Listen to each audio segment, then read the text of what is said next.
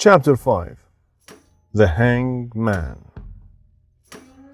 The next morning, Gertrude got ready to leave for Casterbridge. She did not want to go by road because she did not want to meet any of her husband's friends.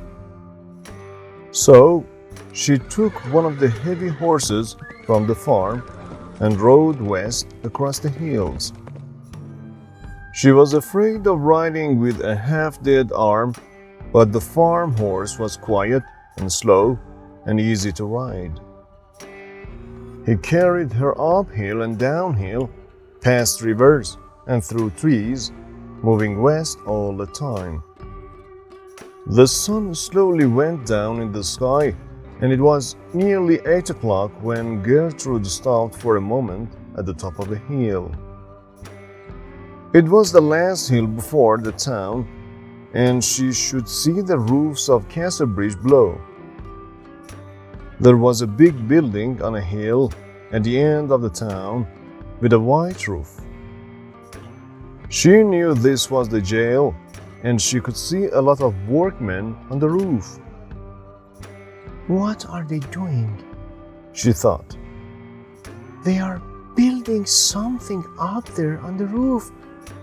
Oh! Suddenly, she understood and quickly turned her eyes away.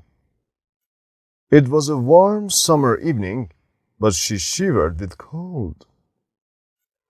Tomorrow they are going to hang a man on that roof, she thought. And when he is dead... She shivered again, but then she remembered her husband's cold words and his unsmiling face, and she rode on down into the town. She found a room to stay for the night and then went out into the town. What do I do now? She thought. How can I get into the jail tomorrow? Who must I talk to?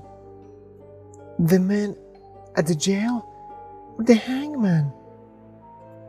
She was afraid to go to the jail, so she went to find the hangman. He had a house down by the river, a boy in the town told her. When she found the house, she stood outside for some minutes, afraid to go to the door. Then the door opened and a man came out. "Who are you?" he called out. "What do you want?" I want to speak to you for a minute. He came nearer and looked at her. Well, well, that's a pretty face, he said. Came into the house. They went inside. Davis, that was his name, was a hangman on some days, but a gardener on other days. Is it about gardening work? He asked Gertrude. I can't do any tomorrow because I am working at the jail. Yes, I know. That's why I'm here. I thought so. Is the poor man one of your family then?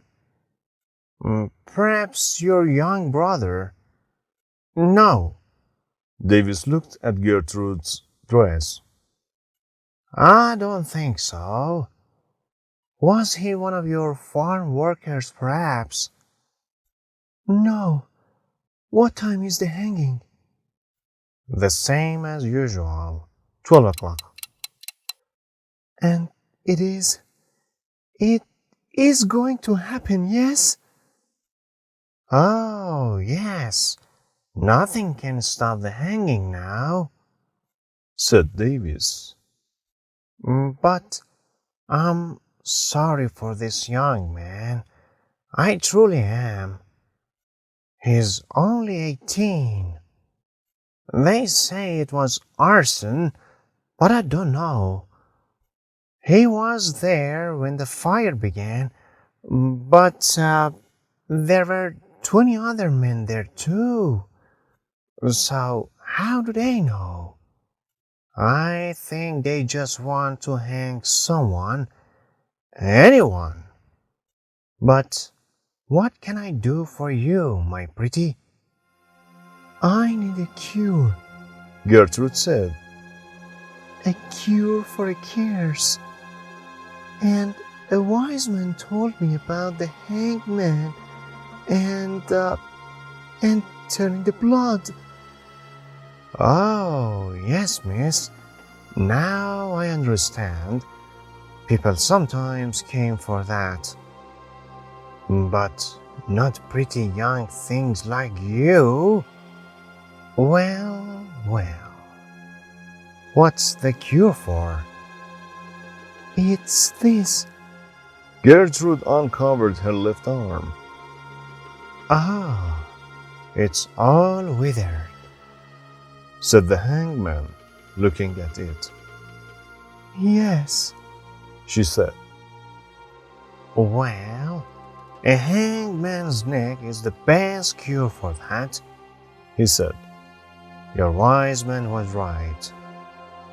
So, can you help me? Gertrude whispered.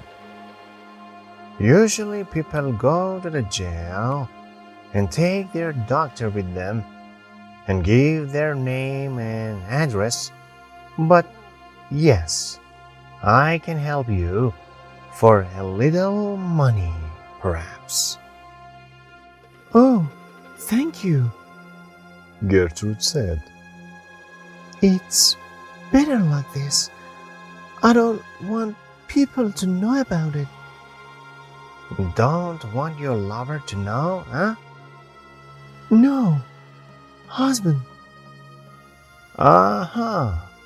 Very well. You can touch the body. Where is it now? She said, shivering. It? He, you mean?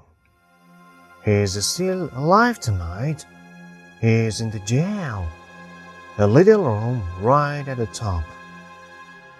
And what must I do tomorrow? Gertrude said. There is a little door at the back of the jail. Be there at 1 o'clock, no later. I can open the door from inside and can take you to the body when they bring him in. Good night. Don't be late. And you don't want people to see you, so cover your face. Good night, my pretty. Gertrude went away and walked up to the jail on the hill. She wanted to find the little door at the back to know it for tomorrow.